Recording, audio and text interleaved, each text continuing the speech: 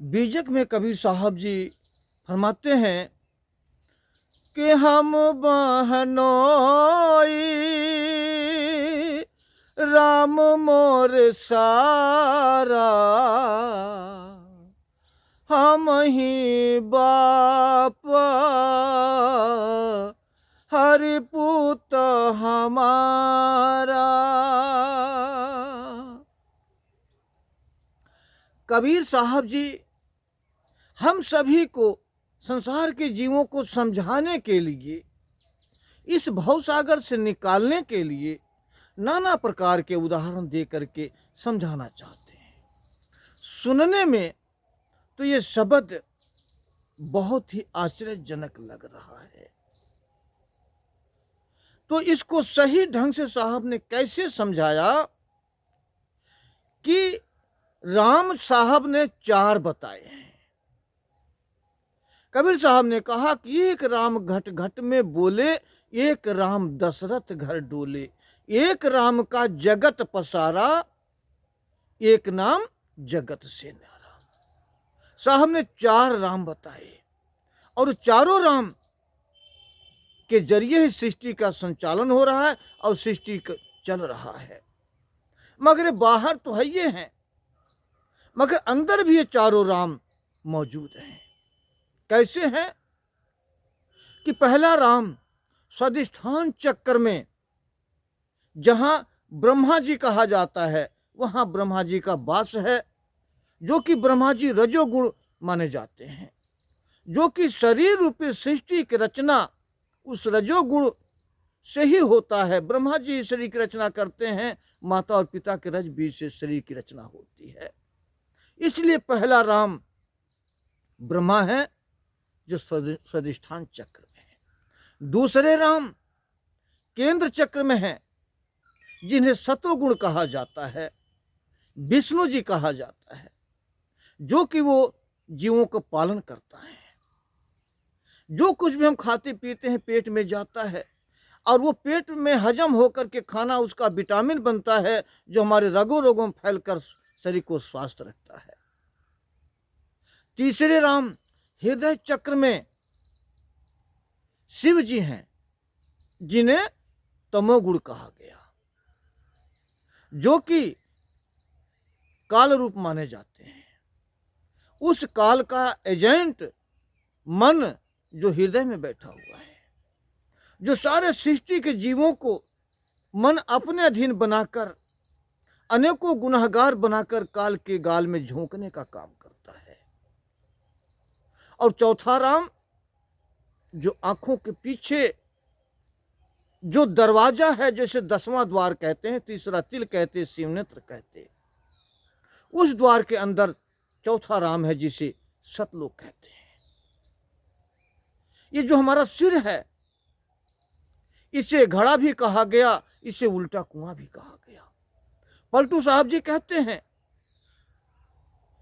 कि उल्टा कुआं गगन में तिसमें जरे चिराग, तिसमें जरे चिराग बिन रोगन बिन बाती, ठहरित 12 मास रहत जरते दिन राती।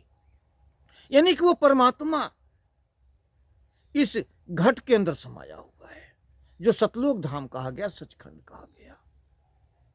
जिस किसके परमात्मा मिले, किसी शरीर के अंदर मिले, घट के अंदर मिले, बाहर किसी को नहीं मिले। तो चार राम इस प्रकार के माने गए हैं।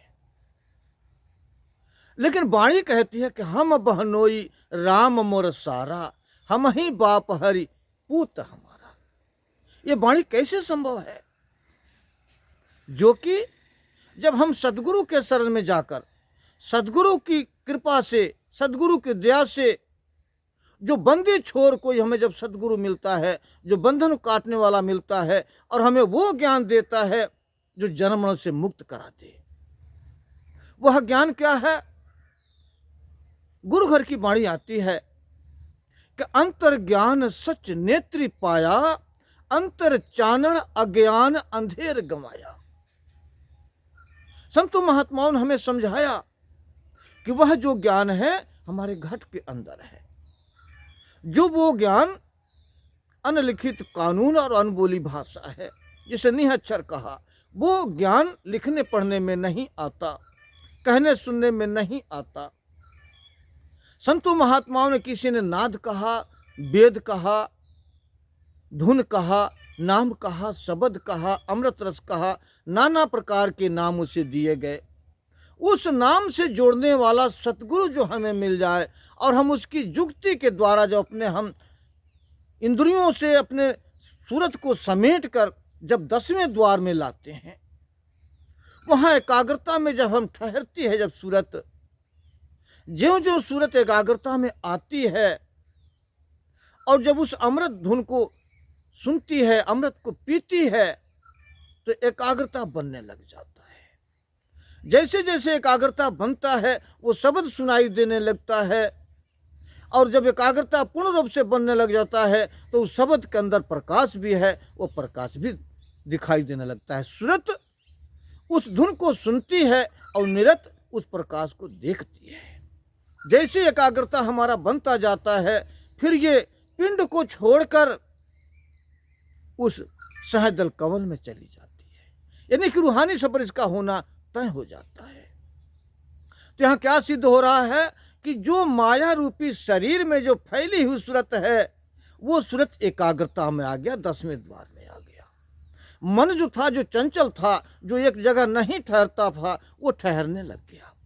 और जब मन ठहरने लग गया, मन आत्मा के आदेशानुसार रहने लग गया, आदेशानुसार कर्म करने लग गया, आत्मा का सारे हुक्म का पालन करने लग गया। इसका क्या मतलब हुआ कि मन को आत्मा ने जीत लिया गुरु की ताकत से। और जब आत्मा ने मन को जीत लिया तो जो मन के अंदर जो माया है, क्योंकि जहाँ माया है वहाँ मन है और जहाँ मन है वहाँ पर माया है, और मन और माया का क्या उद्देश्य है? दोनों ये भाई और बहन हैं। पर ये मन पैदा कहाँ से हुआ वो आगे बताते हैं। मगर ये यहाँ पर वाणी ये पूरा करती है कि मन को जीत लेने वाला आत्मा जब मन को जीत लिया तो मन और माया दोनों भाई बहन हैं। जब मन हार गया और मन जीत ली, आत्मा जीत गई, तो जो बहन रूपी जो माया थी उसको भी आत्मा ने जीत लिया, क्योंकि माया से ऊपर उठ गई आत्मा। मन माया से ऊपर उठने का मतलब है कि जब मन को जीत लिया और माया जो थी, मन की बहन जो माया है, वो आत्मा की दुल्हन हो गई और दुल्हन का भाई सार हो गया। इस तरह से साहब समझाते हैं कि जब मन माया से ऊपर जब सूरत उठ जाती है तो मन को और आत्मा को जीत लेने वाली आत्मा सतगुरु की ताकत से जीता, इसलिए मन सार हो गया और माया आत्मा की नारी हो गई। आगे कहते हैं कि हम ही बाप हरिपूत हमारा, यानी अब वो हरि, मन को ही तो हरि कहा, 4 राम में आता है ये, मगर इसको अब पूत कैसे हो गया कि जब माता पिता के संयोग से जीव का संरचना होता है और आत्मा 5 तत्व के से शरीर बनी हुई है और मन 5 तत्वों के सूक्ष्म अंश व पूर्व जन्मों के संस्कार के मेल से बनता है जो आत्मा के साथ जुड़ा हुआ है। तो अब ये पूत कैसे होता है कि 5 तत्व से मन तो शरीर में हो गया मगर जान नहीं आई। जान कब होता है? जब आत्मा ऊपर से प्रवेश होती है तभी शरीर का हिलना डुलना होता है और मन का चंचलता या उसकी इच्छा प्रकट करना होता है। तो शरीर या मन दोनों का मालिक कौन बन गया? आत्मा।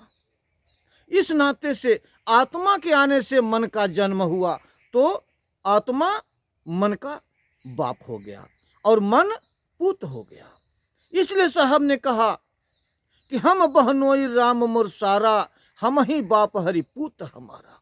इस तरह से दोनों सवालों का जवाब साहब हमें हेर फेर करके हमें समझाना चाहते। क्यों? कि उस अमृत की धारा से जोड़ना चाहते हैं, जीव को संसार की भवसागर से निकालना चाहते हैं। जो मन माया में संसार जो भी जितने जीव आए सभी इसी में फंसे रह जाते हैं। इनसे निकालने के लिए एक आश्चर्यजनक वाणी बना करके और हमारे सामने पेश करते हैं। और संतों ने ऐसा एक बहाना और एक हिल्ला लगाया ताकि जीव समझकर अपने आप को सद्गुरु के हवाले करेगा और अपने जीवन को जीवन मरण से मुक्त करके अपने देश वापस सतलोक जाएगा।